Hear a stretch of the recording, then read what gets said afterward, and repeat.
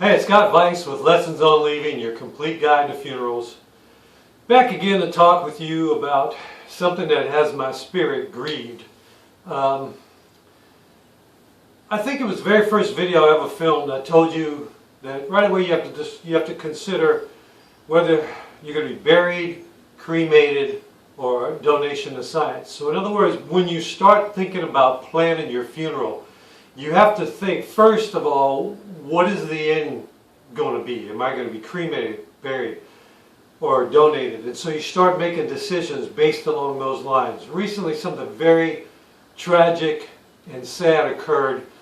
Friends of my wife's been friends for over 20 years. A wonderful couple, married for a long time.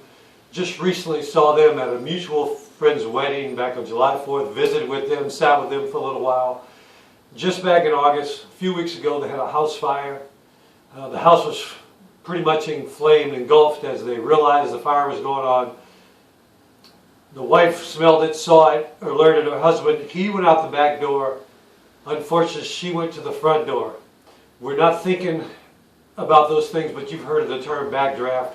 When she opened that door, that is exactly what happened. The backdraft occurred.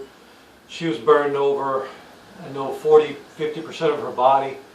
She was in the hospital, not doing well. Then she's tending to make a little recovery. Everybody thought she was going to do better. Infection got in there, and unfortunately and very tragically, she passed away. So just a couple weeks ago was the funeral that we attended. Thinking about the fact that she was going to be cremated, decisions should have been made for that funeral with that in mind. Instead, it seemed to me that everything that happened at that funeral was exactly what I'm trying to help you avoid. Emotional trauma, completely grief-filled husband, very, very close to his wife. They really completed one another in their relationship. He's devastated. He's very, very depressed, discouraged, and grief-filled, and had her embalmed. Then rented a casket to have the embalmed body in a casket with the casket closed for the entire visitation and for the funeral. Perhaps there's reasons. I don't think logically an average person would come up with the idea, let me spend a lot of extra money embalming her, let me spend a lot of extra money on the casket being there, when none of that was necessary. If she was going to be cremated, she could have been cremated right away. The urn could have been there. They could have had a nice photograph there. Nothing was needed, but there was a tremendous amount of expense that was involved in this funeral that was unnecessary. And perhaps if I could have gotten to him in time, or if he'd have watched these videos, or if he'd have heard me talk, and this is what's happening not just to our friends, but all over the world, especially this nation in Canada. Weekly, if not daily, people are overspending. I'm not saying this is exactly what happened. I don't know, but maybe they're coercement by the funeral director. But why would you spend money to have your loved one embalmed, to sanitize and purify the body when it's going into a closed casket? There's going to be no visitation whatsoever.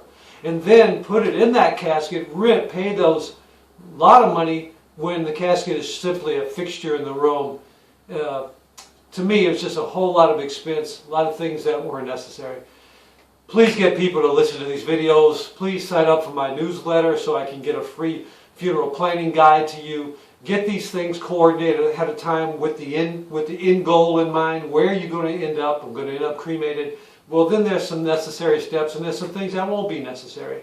And hopefully everything will be planned out, and it'll make things a lot different for your loved ones when you're going. So if you're watching me on Facebook, again, go to lessonsonleaving.com or scottveiss.com. Sign up for my newsletter so I can send you an 11-page funeral planning guide. You can get things written down. I appreciate all the positive feedback about the funeral planning guide. I'm ready to do more things for you. Ask a question, leave a comment. Post a comment on Facebook, like me on Facebook, spread the message. And I know this is unique. There's not a lot of people out doing what I'm doing. Matter of fact, I don't know anybody's doing it. But let's get people engaged so we can talk about death. We can talk about plan these funerals and things like that just occur to our friends don't happen to your loved ones. So again, Scott Weiss with Lessons on Leaving, and we'll see you next time.